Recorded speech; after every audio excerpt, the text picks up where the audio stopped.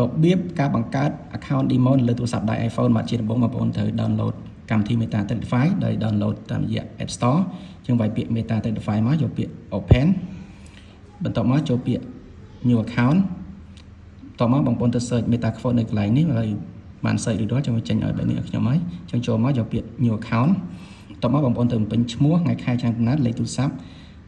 email ឬក៏ Gmail របស់បងប្អូនបន្ទាប់មកយើងជ្រើសរើស leverage យើងអាចជ្រើសរើសបាន1 លើ 500 deposit យើងអាចជ្រើសបានចំនួន 10000 បានបន្ទាប់មកបងប្អូនយកពាក្យកន្លែង accept រួចបន្ទាប់យកពាក្យ register បានបន្ទាប់មកយើងចុច start បាទនឹងចេញផ្ទាំងបែបនេះមកឲ្យគឺបានន័យថា account demo របស់យើងបានបង្កើតរួចរាល់អញ្ចឹងបងប្អូនអាច search នៅកន្លែងនេះយើងការជួញដូររបស់យើងអាច search នេះយើងវាយពាក្យ AU SD ជាដុល្លារអូខេបន្ទាប់មកយើងយកពាក្យ cancel មក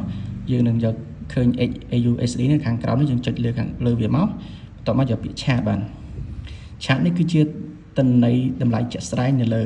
App MetaTransfer ដែលកំពុងជួញដូរជាក់ស្ដែងលើទីផ្សារអន្តរជាតិបានអញ្ចឹងបងប្អូនមានចម្ងល់អីបន្ថែមទៀតអាច comment សួរខ្ញុំនៅ comment ខាងក្រោមបានអរគុណជម្រាបលា